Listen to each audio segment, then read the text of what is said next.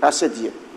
Corramos com perseverança a carreira que nos está proposta. Esse versículo, ele é extraordinário, né? E eu pude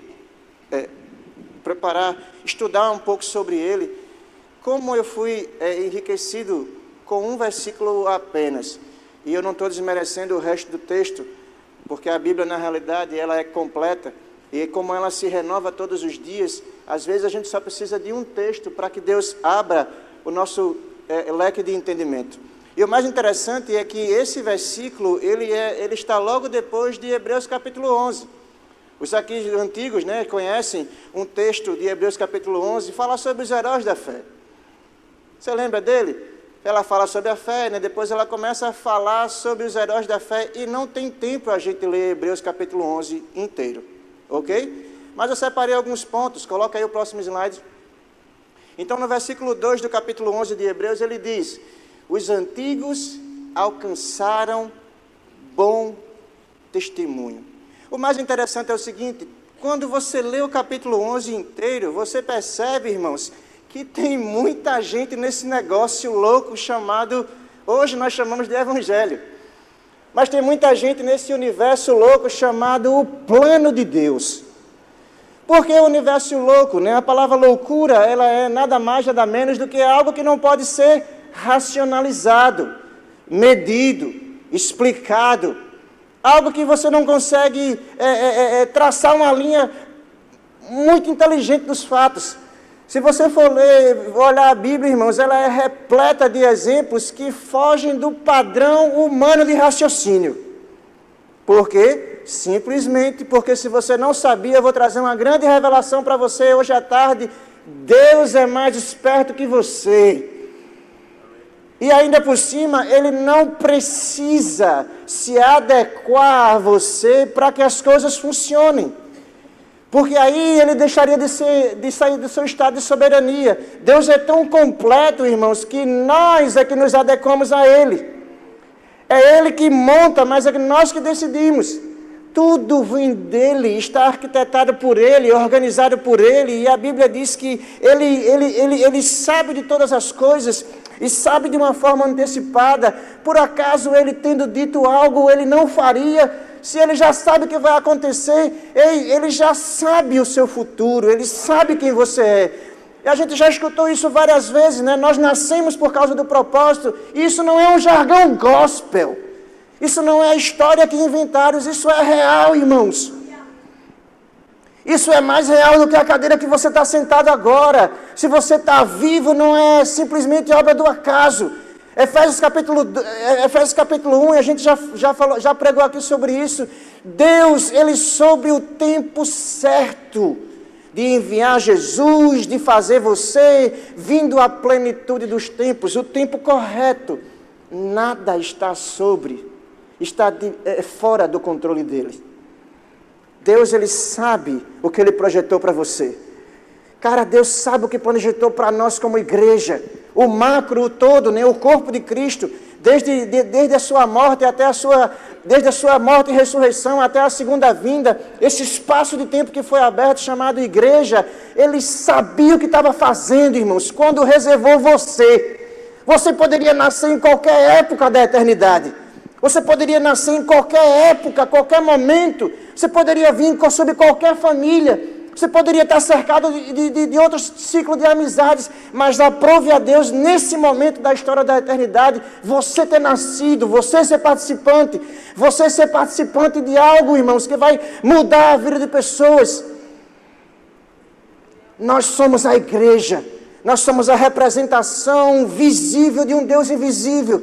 Nós somos embaixadores de uma soberania que está nos céus, mas que foi dispensada para nós. Nós somos a representação visível. E quando nós olhamos para Hebreus capítulo 11, nós conseguimos enxergar apenas um fragmento do organograma macro chamado plano de Deus. E engraçado é que em Hebreus 11, por muitas vezes você vai ver nome de pessoas sendo citados. Porque na realidade, Deus, Ele nunca perdeu o ser humano de vista. Tudo começou, a história da humanidade começou com o ser humano, e aí veio o pecado, e aí veio a restauração. Mas quando você olha a estrutura da história da humanidade em si, biblicamente falando, cada pessoa fez algo direcionado por Deus, e um foi completando o outro, e um foi completando o outro, e um foi completando o outro, porque na realidade você não foi chamado para estar sozinho. Você não foi chamado para viver sozinho, um plano solitário. Não, você não é um lobo solitário. Você faz parte de uma manada, e aqui eu não estou sendo pejorativo, é só para você entender que a coletividade fala mais alto do que a individualidade. Você pode até, irmãos, conseguir alguma coisa sozinho, mas entenda, nem o próprio Jesus andou só. Porque ele deixou o exemplo a ser seguido.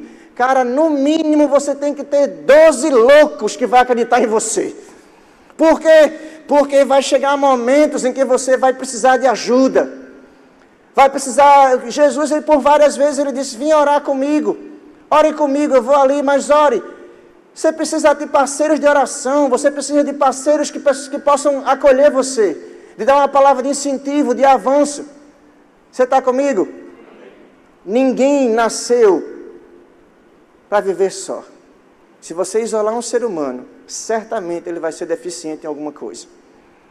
E quando você olha a história de Hebreus capítulo 11, né, e aqui está apenas um fragmento do todo chamado Heróis da Fé, porque o próprio escritor do livro de Hebreus, em determinado versículo, ele diz, eu vou parar por aqui, porque senão não caberia tanta coisa que eu iria relatar. Na realidade, ele só cita nomes e algumas ações, mas são histórias extraordinárias e fascinantes. Mas o que eu acho mais legal é o seguinte, muitas vezes, e aqui eu não estou desmerecendo você, nem o seu problema, mas muitas vezes nós queremos parar por tão pouco.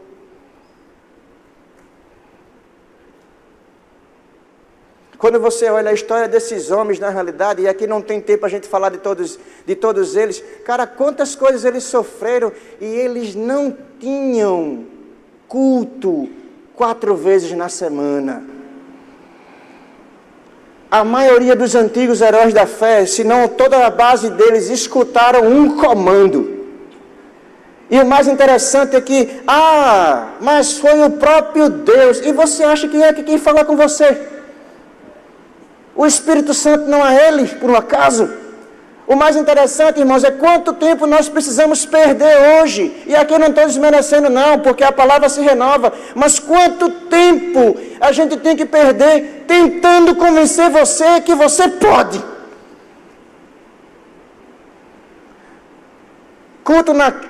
As conexões na terça, o culto na quinta, a torre na sexta-feira, 3 cultos no domingo, e você ainda não está convencido que você pode fazer alguma coisa. Quantas palavras você já escutou do próprio Deus durante toda a história da sua vida? Quantas pregações você escutou? Quantos livros você já leu? Quantas Bíblias, quantas vezes você já leu a Bíblia? Porque eu acredito que você já leu a sua Bíblia. Amém. Quanta força a gente tem que gastar para tentar convencer você que você precisa fazer algo. E esses caras só escutaram um comando. Versículo 2 ele diz, os antigos alcançaram bom testemunho, e essa expressão de alcançar bom testemunho é como se fosse a mesma ideia de jornada. Cara, os caras alcançaram bons testemunhos por causa da fé, porque eles ouviram Deus falar, porque eles seguiram, porque eles aceitaram o compromisso, e eles fizeram alguma coisa, foram produtivos. Mas o mais interessante, irmãos, eles alcançaram porque eles não pararam. Você não pode parar, nós não temos tempo para parar. Eles alcançaram da ideia de jornada. Versículo 4, ele começa falando de Abel. Versículo 5, Enoque. Versículo 7, Noé. Versículo 8, Abraão, Sara. Esses são os patriarcas da fé. No versículo 13, ele diz, eles morreram na fé. E a ideia é de perseverança. Eles alcançaram bom testemunho e eles morreram defendendo aquilo que eles acreditavam. Morreram porque o homem está ordenado a morrer uma só vez. Depois disso vem o juízo. Ok? Então eles morreram da ideia de jornada. Eles não apenas alcançaram um bom testemunho com perseverança, correram a sua jornada, mas eles entregaram o seu espírito e alma para se separar do corpo, defendendo aquilo que eles acreditavam e não retrocederam. O mais engraçado é que por muitas vezes a única alternativa que esses camaradas tinham era o comando, a palavra que receberam de Deus. Quando a gente olha para Noé, por exemplo, o cara recebeu uma instrução totalmente ilógica, não é não? Constrói uma arca, vai vir um dilúvio, no lugar que não tinha nem chovido. O cara não encontrou auxílio de ninguém, o cara construiu só, baseado numa palavra. Guiou a vida dele, desperdiçou o seu foco, desperdiçou a sua energia, investiu o seu tempo, guiado por uma palavra. Isso mostra, irmãos, quanto negligente que nós somos. Nós, porque eu também, muitas vezes, eu estou no pacote. Quanto negligente nós somos, quanta informação nós temos.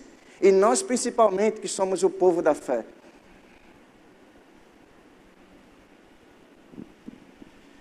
Versículo 13, eles morreram, dá a ideia. O conceito de perseverança vem do grego hipomenon. Esse termo significa permanecer, ficar embaixo, estar paciente enquanto espera, manter-se, ter tolerância. Falando para a nossa igreja atual, igreja que eu digo, né, essa igreja num todo que nós dizemos hoje, é preciso para que você corra e siga o plano que Deus tem para a sua vida, ser tolerante. Eu não estou dizendo que a gente vai nos conformar e aceitar o pecado, mas nós precisamos ser tolerantes com as pessoas. A medida que serve para um, muitas vezes não serve para outro, porque você não sabe o nível de vida que a pessoa teve. O que você precisa ter é sensibilidade para ouvir e para se comportar em cada situação. Sabedoria para lidar com cada tipo de pessoa, porque as pessoas são diferentes. Tiveram vidas diferentes, histórias de vida diferentes. Tem pessoas que aguentam pressão, tem outras que precisam ser trabalhadas. E nós, na realidade, que estamos construindo a igreja do futuro de Casa Caiada, nós somos a base da igreja que virá. Nós precisamos ter sabedoria para lidar com as situações e tratar com as pessoas. Tolerância não com o pecado, mas amando o pecador. Vocês me amam ainda? Calma que nem começou. Tolerância, estar com os pés no chão, não retroceder. Nós não podemos voltar atrás, porque nós pegamos no arado e não tem como mais voltar atrás. Amém? Próximo slide, por favor. E ele dá sequência no texto, ele fala de Isaac, Jacó no versículo 21, 22 José, 23 Moisés, que é um dos... Não é porque é meu xará, não. Mas eu admiro muito o potencial de liderança que ele teve. Se aborreceu, né? Mas faz parte. Do 29 ele fala sobre um povo, que são os israelitas, e com o povo, né, ele começa a pontuar, na realidade, as conquistas que eles tiveram depois de Moisés, né, com o seu sucessor, as conquistas que eles tiveram, né, o muro que caiu, o Jordão que atravessou. Deu para entender? Todos os feitos. O que eu acho interessante é o seguinte: Hebreus 11 é como se fosse um resumo da história de pessoas que decidiram acreditar naquilo que ouviram. E relata alguns dos seus feitos, baseado em apenas uma instrução. E pessoas que ouviram, agarraram e fizeram alguma coisa. E não voltaram atrás. Porque eles tinham consciência de quem tinha chamado. Ei, irmão, Deus não precisa de muita coisa para convencer você, não. Por que às vezes você está querendo correr daquilo que Deus lhe confiou? Quem é você, irmãos, para dizer que não vai fazer algo? E aqui nada é obrigado e ninguém é obrigado a nada. Mas se Deus comissionou você para alguma coisa, que sentimento é esse de impotência? Quando você diz a Deus que você não é capaz, irmãos, é a mesma coisa de você estar dizendo a Ele que Ele não sabia o que Ele estava fazendo quando escolheu você. E não queira dizer a mim, irmãos, que Deus errou em ter chamado você, não. O que falta na realidade, né? E todos esses heróis da fé, se você for analisar, eles ouviram e eles acreditaram em Deus e olharam para si mesmos e disseram, sozinho a gente não consegue, mas baseado naquilo que você falou, vamos em frente. Você não pode voltar, você não pode retroceder. Rapaz, tenha fé em Deus, mas acredite no potencial que Ele colocou dentro de você. Tenha fé em Deus e tenha fé em ti também. Tenha fé em Deus e tenha fé em ti também. E aqui eu não estou dizendo que você deve confiar em homens, não é isso. Eu estou dizendo, acredite em você. Cara, acredite em você, porque nós acreditamos como liderança. O sonho do nosso pastor, irmãos, é que cada pessoa que está aqui e que cada pessoa que vai chegar futuramente, todas elas sejam capazes de liderar a conexão, de cuidar de pessoas. Lógico, né? Tem alguns requisitos, algumas coisas, orientações, mas o que eu estou dizendo é que você pode, se você quiser, e se esforçar. Já imaginou, irmãos, aqui não dá para contar quantas pessoas tem, mas já imaginou se aqui todos se tornarem líderes de conexão, vai ficar mais fácil, mais rápido, e tempo é tudo aquilo que a gente não tem, sobrando.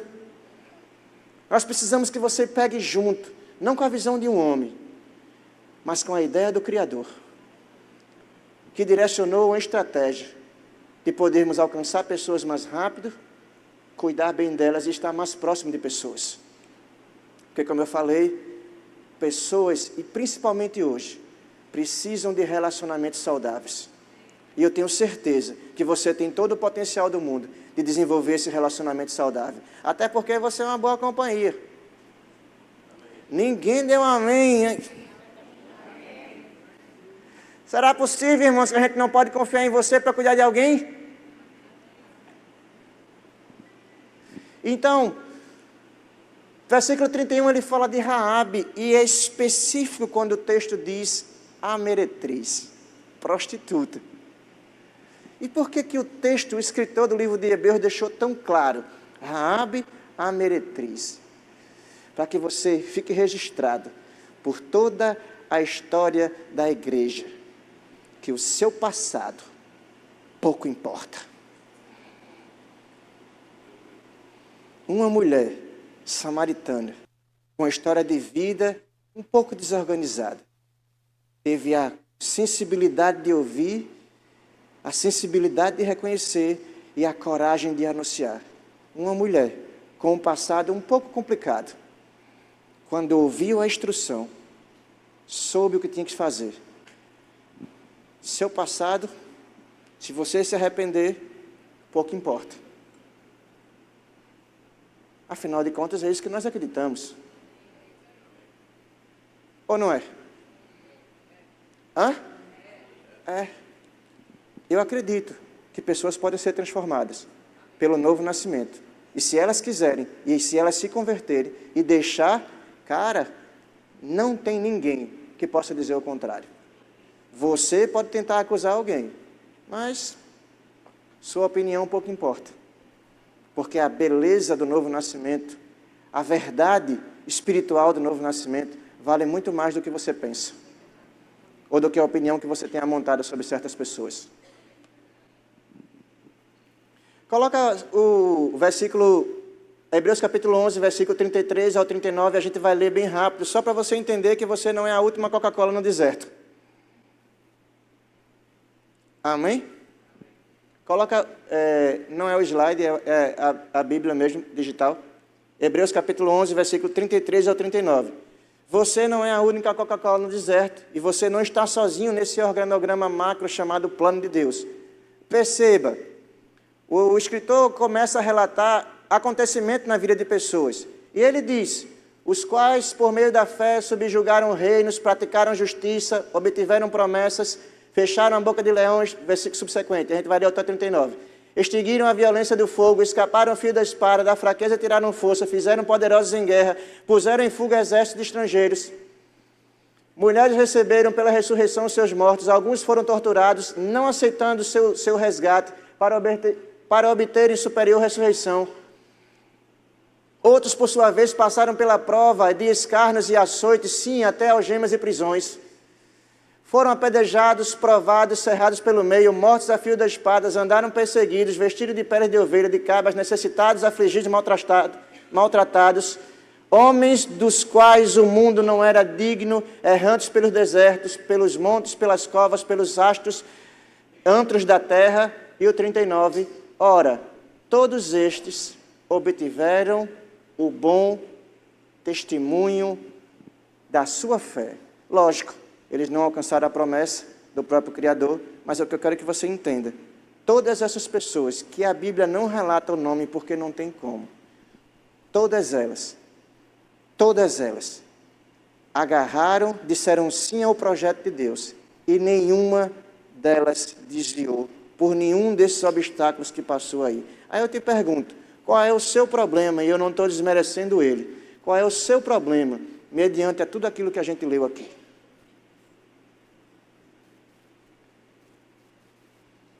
E eu não estou desmerecendo você não, dá para você entender? O que eu estou dizendo, irmãos, é que aquilo que você acha que é tão grande e poderoso, que pode parar o projeto de Deus na tua vida, é algo muitas vezes tão pequeno, comparado com o que as pessoas já sofreram.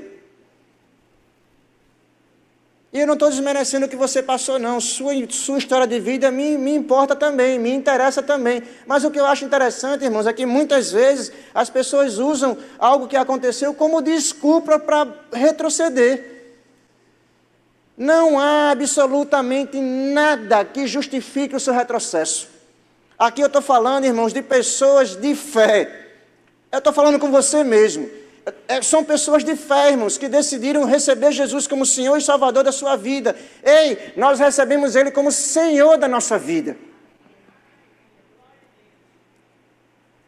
Está dando para você entender? Nós trabalhamos para Ele. Não porque é penoso, mas porque nós o amamos. E eu não consigo, cara, me enxergar sem ser produtivo no reino. Eu já tentei parar. Passei 3 anos parado. E desde quando a gente voltou ativo até agora, eu fico me perguntando, às vezes eu fico pensando, cara, e se eu não tivesse voltado? Quanto eu não teria feito? Porque, deixa eu te dizer algo, existe uma verdade que ela é inerrante, ela vai acontecer. Ninguém sabe o dia e a hora. Jesus vem. Mas se Ele não vier daqui a meia hora, eu posso partir para estar com o Senhor. A minha chegada lá, ela é garantida, eu não vou desviar a minha fé. Jesus vai voltar. Mas o meu maior cuidado, irmãos, não é nem saber qual é o dia e qual é a hora, porque Ele vem. O meu maior cuidado, e aqui eu já conversei com algumas pessoas, o meu maior não é medo, mas o meu maior receio é estar diante do tribunal de Cristo. Quando Ele vai julgar as minhas obras. E o mais interessante, irmãos, isso é que eu me pego muitas vezes me cobrando tanto, porque um dia, dentro da história da eternidade, eu vou estar diante dele, daquele camarada que tem os olhos como fogo, e eu vou expor tudo aquilo que eu fiz. Cara, eu vou ouvir dele, mostra-me as tuas mãos, para que eu apresente a ele tudo aquilo que eu fiz. Tu já imaginou, irmão? Eu chegar diante dele e dizer assim, não consegui fazer mais porque eu parei. Por que foi que você parou, filhote? Eu parei porque me perseguiram. Eu parei porque meu marido não pegou junto com a visão. A minha esposa, você sabe, né? Ela é uma pessoa bem complicada. Eu parei porque as pessoas no trabalho, elas me julgavam. Eu parei porque os pastores de todas as igrejas que eu pastoreei, que eu fui pastoreado, todos eles, eles foram problemáticos comigo.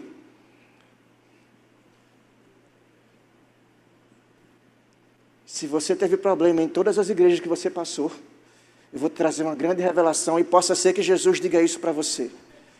Deve ser porque eu acho que você arrumou o problema, né? Porque será possível que todos os pastores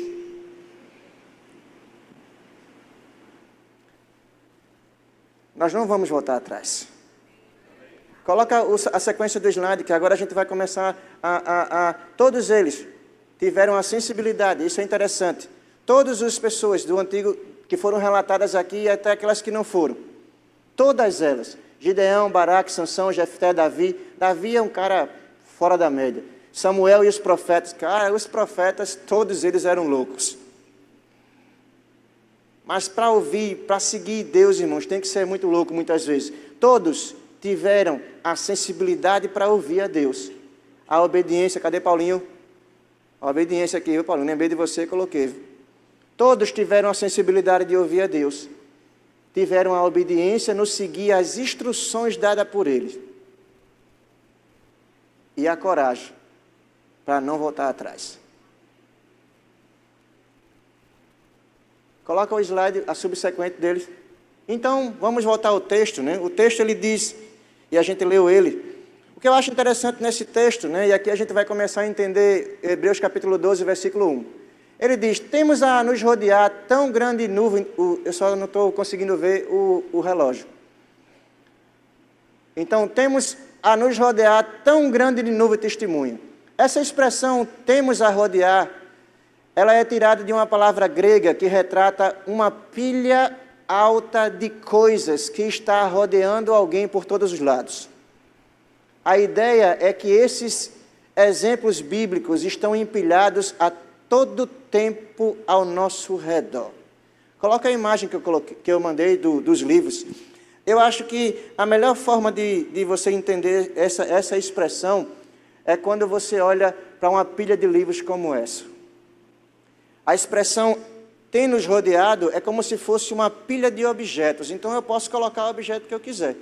Mas eu acho que para melhor você entender o que o texto está querendo dizer, é quando você olha para uma pilha de livros como essa.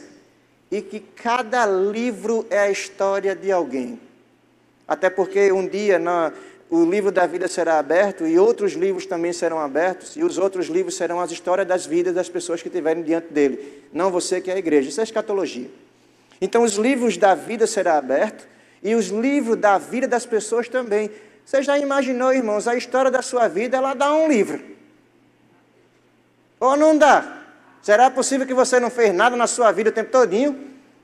Se você quiser começar a escrever uma história da sua vida, irmão, certamente ela vai dar um livro e ela vai estar nessa estante. O mais interessante, irmãos, é que a ideia do versículo é que esses livros, eles estão nos rodeando por toda parte. Porque, como eu falei, né, a história da vida das pessoas importa. O que eu acho interessante é o seguinte, certamente, o problema que você está passando, alguém já passou. Você não é a última Coca-Cola no deserto. Por isso que é importante você estar bem relacionado com pessoas. Porque certamente ela vai poder ajudar você. Porque quando você está no meio da sua vida, né? E você olha para a vida de alguém que é um livro, que tem a vida escrita como um livro, que passou por algum problema, que você sabe que ela passou por um problema semelhante, é como se você pegasse a vida dela e abrisse o livro e fosse ver o que ela passou, mas como foi que ela venceu. A ideia do texto, irmãos, é que nós não temos desculpa para parar. Porque o mesmo processo que você está passando, outras pessoas passaram, e a história delas está escrita nos livros, que está à sua disposição. Quando você olha para as Escrituras, e o mais legal, vamos trazer para o nosso presente hoje, quando você olha para dentro da igreja, irmãos, certamente tem pessoas que passaram ou estão passando por situações como a sua. Então, se elas não desistem, se os heróis da fé não desistiram, qual é a desculpa que você tem para dizer que você não consegue? Qual é a desculpa que você tem para parar? Qual é? Nenhuma. Nada pode parar você, irmãos, a não ser você mesmo. Nada pode parar você a não ser você mesmo. Nada pode parar você a não ser você mesmo. Então o texto diz, estamos cercados, pode colocar de volta no slide, estamos cercados de vários objetos que fazem a gente nortear a nossa vida. E que objetos são esses quando você olha para a vida das pessoas? Lembra que eu já falei, né, e outras pessoas já falaram, isso é uma expressão bem conhecida no nosso meio. Possa ser, irmãos, que você seja a única Bíblia que alguém vai ler. Quando você organiza a sua vida baseado nas Escrituras, você às vezes não precisa nem pregar para as pessoas porque elas não querem ouvir o Evangelho, mas quando elas olham para a sua vida, leem o seu livro. E eu não estou desmerecendo a Bíblia, até porque você está fazendo o que ela ensina. Pelo menos deveria estar fazendo. Então o texto diz, a ideia é que esses exemplos bíblicos, também os exemplos diários da vida de pessoas, são empilhadas o tempo todo ao nosso redor. Cada dia que passa da sua vida, você aprendeu alguma coisa que você pode usar para organizar a sua vida, para que você não perca mais tempo, ou que você possa organizar a vida de outra pessoa. Para que você seja exemplo para a vida de outra pessoa. Coloca o texto, o outro slide, por favor. Então, temos a nos rodear de tão grande nuvem de testemunha, né? A ideia de rodear é você estar cercado de exemplos que possam organizar a sua fé e lhe ajudar a prosseguir. Está dando para entender? A ideia da expressão da palavra nuvem. Nuvem é tirada do grego nefos. Nos termos antigos era usada para os assentos mais altos nas arquibancadas de um estádio. Quantos lembram daqueles filmes, né, que tem Gladiador, por exemplo, que tem aquele estádio, e as arquibancadas mais altas eram chamadas de nuvem. A ideia, na realidade, irmãos, é que tem pessoas no céu, sentadas nas alturas, que passaram pelo que você está passando.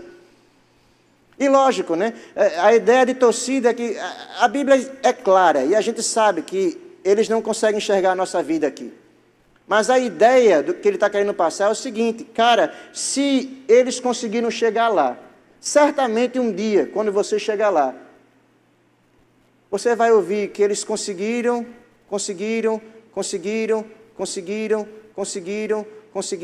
por causa da fé. Porque eles ouviram, acreditaram, não desistiram, foram perseverantes. Lá em cima está cheio de exemplos iguais aos nossos. Sabe por quê, irmão? Se você não sabia, todos os homens que já passaram, que foram usados por Deus até agora, e todos os homens que estão sendo usados por Deus nesse exato momento, homens que eu digo seres humanos, e todos os seres humanos que serão usados por Deus por todo o tempo, todos são seres humanos. Com limitações, com escolhas, com traumas, mas também com coragem, disciplina. Tudo que eu falei são adjetivos comportamentais. A ideia é como você se comporta no meio da pressão. Como você se comporta quando você ouve a voz de Deus? Você recua ou você avança? Como você se comporta quando você recebe uma instrução de Deus? Você faz ou não faz? Está dando para você entender? Todos os seres humanos, todos são seres humanos. Todos eles conseguiram porque eles fizeram alguma coisa, porque eles decidiram fazer. Você consegue, você vai conseguir, você já está fazendo, vai fazer muito mais, se você quiser. E se você não quiser, nada será feito. Mas se você quiser, tudo vai acontecer. E se você não quiser, nada será feito. E quem pode lhe impedir? Nada, nem ninguém. A não ser você mesmo. Amém? Coloca o próximo slide, por favor. 3 coisas que aprendo com o texto. Qual é o tempo que eu tenho que ali não está aparecendo? Ah, estou vendo ali agora, desculpe. Eu não estava enxergando. 6 minutos. 6 minutos só? Ave Maria. 3 coisas que eu aprendo com o texto. Elimine todo o peso desnecessário. Saia do ambiente de contagioso. Você tem que fazer o que for preciso, custe o que custar. Coloca o primeiro slide, por favor, só para a gente recapitular o que o texto está dizendo. E depois a gente volta para esse. O primeiro que é a expressão do texto. Ele diz, portanto, também nós, visto que temos a nos rodear tão grande nuvem de testemunha, desembaraçemos de todo pecado, de todo peso e pecado que tenazmente nos assedia. Corramos com perseverança a carreira que nos está proposta. Quando eu leio esse versículo, eu aprendo 3 coisas com ele. Coloca lá no outro slide. E as 3 coisas que eu particularmente aprendo são essas daqui. Quando eu olho para esse versículo. eliminar de todo o peso desnecessário, sair do ambiente contagioso, e você tem que fazer o que for preciso, custe o que custar. Coloca o próximo slide. Elimine todo o peso desnecessário. Quando o texto diz, desembaraçando-nos de todo o peso e pecado que tem nas mentes nos assedia. Quando ele usa a expressão desembaraçar, essa expressão desembaraçar, ela vem do grego apó. Você está conseguindo ler essa letra azul? Aqui na frente, você aí atrás está conseguindo ver? Eu acho que ficou claro, mas tudo bem. Ela é apotitei, temi. Ela é um composto de duas palavras. A primeira é essa, a verde, e a segunda palavra é essa. Quando essas duas palavras são juntas, elas formam uma nova palavra com ideia de significado maior. E a palavra que é formada é essa daqui, ó. Ela é um composto de duas palavras que significa remover, abandonar, descartar, definitivamente. Você solta. A ideia é que você está num caminho, caminhando, e aquilo que você está carregando está fazendo peso. Aí o que é mais inteligente? Soltar para economizar energia e seguir a viagem, ou continuar carregando porque você acha que é necessário? Desembaraçar significa soltar, implica uma decisão deliberada de fazer uma mudança definitiva de uma atitude ou de um comportamento. Quando ele diz, perceba que ele usa duas palavras, e você precisa entender isso. Ele diz, desembarace, solte definitivamente, duas coisas, peso e pecado. Peso e pecado, são duas coisas diferentes. Aí eu lhe pergunto, por que você acha que o escritor do livro de Hebreus colocou essas duas palavras? Por um acaso ele não poderia só ter colocado a palavra pecado? Aí para você entender que nem tudo na vida é pecado, ele colocou a palavra peso. Porque peso é aquilo que necessariamente possa ser que não seja pecado, mas é algo que atrasa você. Ninguém disse amém, né, não? Coloca o próximo slide, por favor. A palavra peso vem do grego oikos, que descreve um fardo, que é algo tão pesado e incômodo que impede um corredor de correr a sua carreira como deveria. A expressão é essa daí. Perceba que a expressão nuvem trata-se de uma arquibancada do corredor, são pessoas vendo um atleta. A palavra peso remete-se ao mesmo pensamento de pessoas que estão competindo numa competição, e ninguém vai competir em uma competição usando roupas que não são adequadas. Isso não é natural, normal e altamente sem sentido. Você correr uma carreira com uma roupa que não é apropriada. Mas o mais interessante é o seguinte, se um corredor correr uma carreira com uma roupa que não é apropriada, possa ser que ele chegue no final, se ele não desfalecer pelo caminho. Ele vai chegar no final, porém ele não vai ser completamente efetivo naquilo que ele está fazendo, simplesmente porque ele decidiu não deixar os pesos para trás. Possa ser que você chegue no céu, mas possa ser também que você chegue lá muito mais fácil, corra a sua carreira bem mais fácil, se você deixar algumas coisas que nem pecado são, em algumas coisas. Em algumas situações nem pecado é, mas são coisas que atrapalham a sua vida, que deixa você mais vagaroso, que faz você perder tudo aquilo que você não tem muito hoje, tempo. Que tipos de pesos eu listei aqui? E, por favor, eu não estou falando diretamente com ninguém, mas como é um culto de Santa Ceia, a Bíblia ensina cada um examine a si mesmo. E a gente já vai tomar a Santa Ceia daqui a pouquinho, mas ela já começou agora. Então, examine a sua vida. E quando eu falo examine a sua vida, examine a sua vida. Eu conheço algumas pessoas aqui, mas eu não posso julgar você. Eu conheço minha esposa, mas eu não posso julgar ela em nenhum desses aspectos aqui. Porque a Bíblia diz que cada um examine a si mesmo. Eu conheço meu irmão, eu conheço meu pastor, eu conheço Nicomedes, posso citar o nome de tantas pessoas aqui. Mas tratando-se desses pesos aqui, cada um tem que examinar a sua própria vida. Porque se você investir tempo organizando a sua vida, vai sobrar menos tempo de você estar olhando para a vida dos outros. Poderia ser essa frase, né, do postzinho lá, né, do Instagram. Orgulho. Cara, pense num peso que pode parar a sua vida. Orgulho. E você não tem nada do que se orgulhar. Porque tudo que você faz vem dele. Ou não é? Se você não sabia, Deus ele exalta o soberbo. Deus ele abate o soberbo, mas exalta o humilde. Porque o orgulho tira a conotação do Criador na sua vida. A partir do momento que você se enche de orgulho, você está trazendo para si.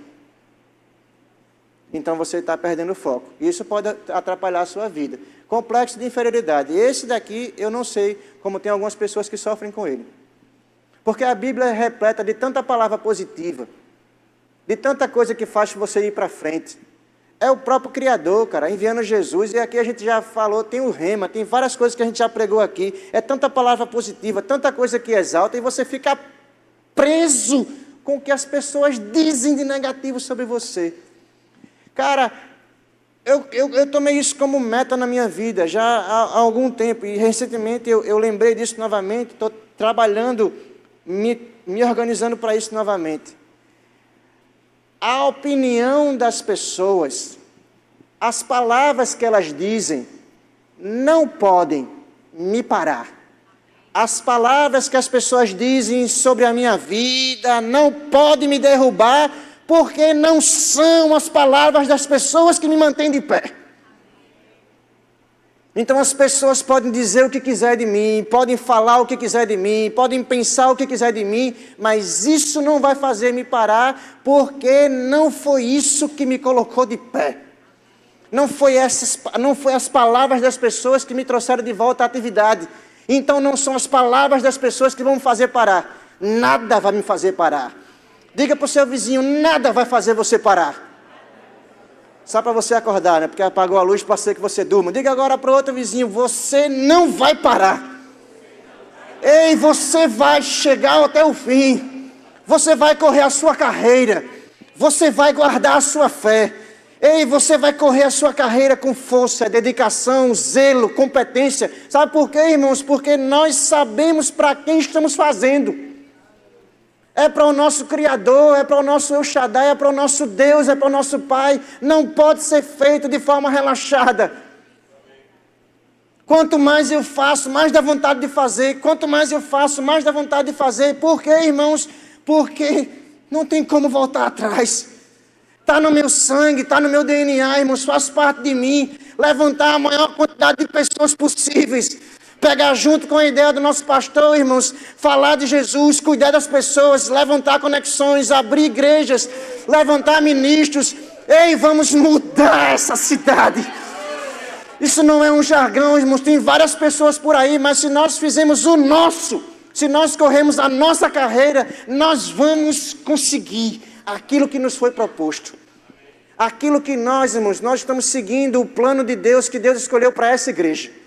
Acreditando na realidade, na orientação que Deus tem recebido do nosso pastor, nós estamos fazendo, irmãos, um passo de cada vez.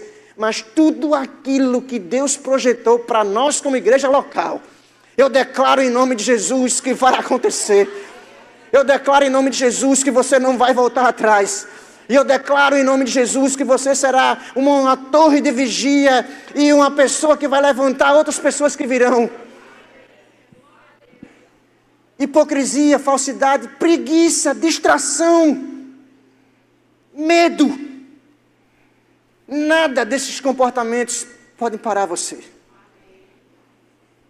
Próximo slide, a gente está finalizando. Saia do ambiente de contágio e do pecado que tenazmente nos assedia. Vem do grego elperistatos. São 3 palavras e quando elas se juntam, elas significam algo que confortavelmente fica ao seu redor. Como um ambiente confortável significa deixar o velho comportamento. Você não peca porque é ruim. Você peca porque aparentemente aquilo é confortável. E o texto diz, deixe o peso e deixe o pecado. Qualquer um dos dois pode fazer você não correr com excelência tudo aquilo que Deus projetou para você. Próximo texto. Você tem que fazer o que for preciso, custe o que custar. O texto finaliza dizendo: corramos com perseverança a carreira que nos está proposta. Um corredor corre para ganhar, ele é movido por propósito, compromisso e determinação. Nenhum atleta olímpico passa 4 anos se preparando para uma competição simplesmente para competir. Todos eles chegam com o mesmo objetivo. Eu não vou estar lá simplesmente por estar. Eu vou lá com compromisso, propósito, determinação. Eu vou fazer o que for preciso para ganhar o prêmio. E cada um corre de forma individual, correndo a sua raia, ajudando o seu irmão na raia dele, mas não coloca o pé para ninguém cair. Amém. 2 amém só. Papai do céu merece mais, não, irmãos? Não coloca o pé para ninguém cair, irmãos. Não atrapalha a carreira de ninguém. Você vai brilhar sendo quem você é, correndo a sua carreira, levantando pessoas. Você vai levantar pessoas que vão ter mais sucesso que você. Essa é a ideia, irmãos. Fazer pessoas melhores do que nós somos. Para finalizar, porque o tempo já se foi, se você não conseguiu absorver nada até agora, fica pelo menos com essa frase. Tira uma foto se você quiser. Você não entendeu nada, nem absorveu nada, porque foi muita informação. Fica pelo menos com isso. Nada do que foi dito até agora vai funcionar na sua vida, se você não estiver disposto a pagar o preço da renúncia. Salvação, ela é de graça, mas não foi de graça, e ela custa caro. Você não fez nada para merecer, mas uma vez que você tem ela, você tem que pagar o preço da renúncia. Você tem que renunciar a você mesmo, você tem que renunciar ao seu achismo, você muitas vezes tem que viver o sonho de outras pessoas. Ou não é? De forma indireta, irmãos, nós estamos vivendo o sonho de outra pessoa. Sem expor você, irmãos, isso que aconteceu agora aqui, cara, ninguém sabe como é que ele estava passando. E indiretamente, eu fui direcionada a viver o sonho dele. Eu fiz parte do sonho dele. Quando você trabalha nessa igreja local, irmãos, indiretamente você está renunciando um pouco do que você acha como certo ou errado, sei lá o que você pensa, o que passa pela sua cabeça, mas você está vivendo o sonho de Deus que foi compartilhado pela visão local. É você renunciar muitas vezes você mesmo para viver o sonho de outras pessoas. Renúncia, irmãos. Ou você acha que Jesus sonhou em morrer numa cruz, mas quando ele viu o resultado do seu penoso trabalho, ele disse: eu vou viver o teu sonho, papai. Porque Jesus se dispôs a viver o sonho do Criador, Deus, que sonhava de uma forma ardentemente ter você de volta. E Jesus se dispôs a viver o sonho de Deus para que você pudesse ter o seu sonho reativado de novo. Está dando para você entender, irmãos? Quando você planta, não tem como você não colher. Se não for nessa vida, é na próxima. Mas aqui a gente não faz por barganha, porque nós somos muito mais do que isso. Nada da nossa vida é material, nada pode ser material, nada que você possa me dar pode pagar o preço, irmãos, de você ver uma vida restaurada. E aqui eu não estou desmerecendo nada material, não. O que eu estou dizendo, irmãos, é que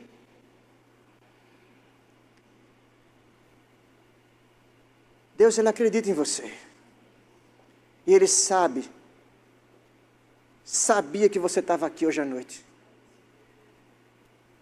para reativar muita coisa na sua vida. Méritos para mim.